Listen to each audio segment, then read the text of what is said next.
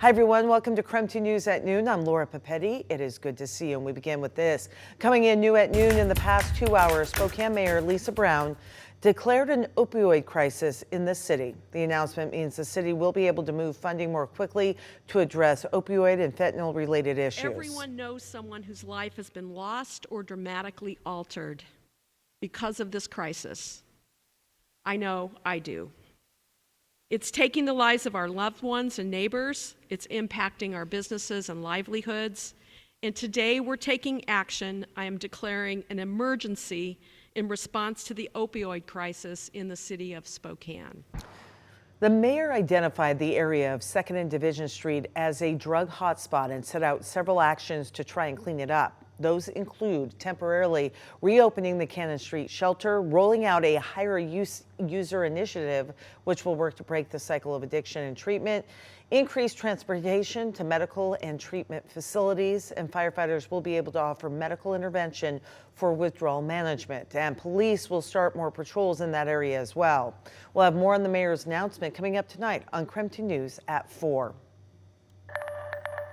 All right, well, if Riverfront Eats were part of your lunch plans this afternoon, you'll need to find somewhere else to go. The city announced it has canceled the popular lunchtime event today, and that's because of the weather. The food truck should be back, though, next week.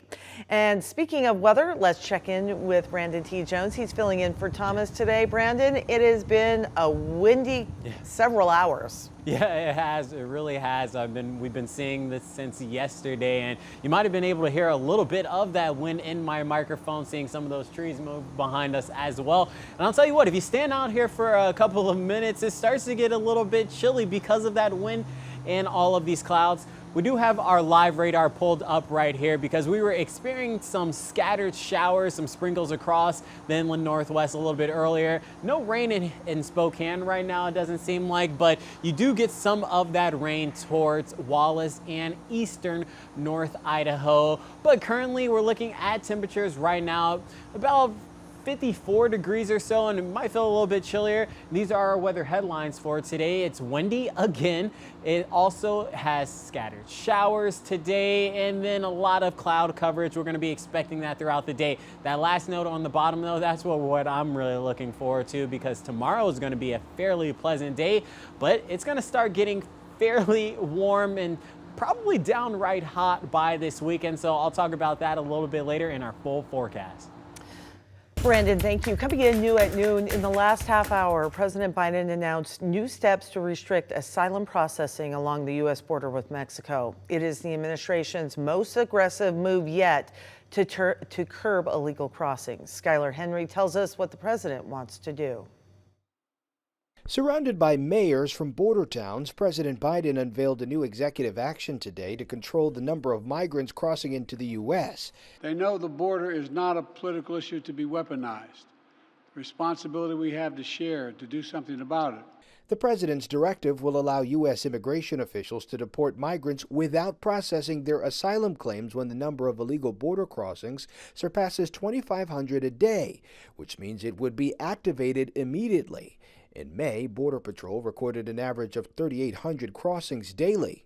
These administrative actions are not going to solve the situation at the border. They will make a big difference. They will bring a lot of order to the border. With the presidential election just months away, Republican senators question Biden's motives. Why did you wait until now if you were serious about doing it? The simple answer is he's not serious. But Biden says it's the Republicans who are playing politics by repeatedly tanking a bipartisan border security measure under pressure from former President Donald Trump. He told the Republicans, it has been published widely by many of you, that he didn't want to fix the issue. He wanted to use it to attack me. The Trump campaign released a statement saying if Joe Biden truly wanted to shut down the border, he could do so with a swipe of the same pen, but he never will. The ACLU says it intends to challenge the new executive action in court. Skylar Henry, CBS News, Washington.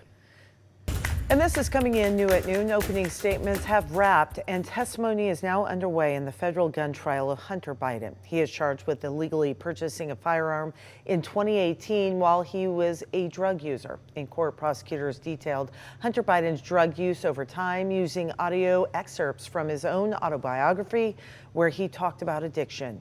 The defense has argued that prosecutors have not proven that Hunter Biden was indeed a drug user at the time of the purchase. First Lady Jill Biden is in court for today's hearing.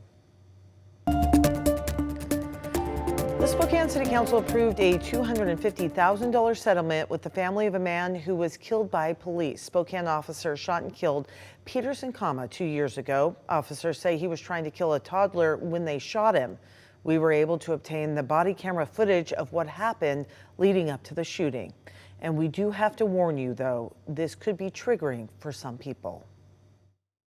No, why you trying to shoot me? If you shoot me, you're gonna hit him too. Bro, we just want to talk to you. It's a precaution. We don't know what's going on. We gotta talk to you, man. Seattle police say a language barrier made it difficult for officers to get a clear idea of what was happening. The settlement doesn't mean the city admits liability in Kama's death. However, his family considers it an acknowledgement that what happened should have never happened. All right, firefighters are investigating after flames destroyed an abandoned house in Spokane Valley this morning. Crews were called to the fire just after 3:30 this morning on South Chronicle Road. When firefighters arrived, the fire had spread from the outside of the house to the inside. Crews managed to put out the fire, but not before it caused major damage.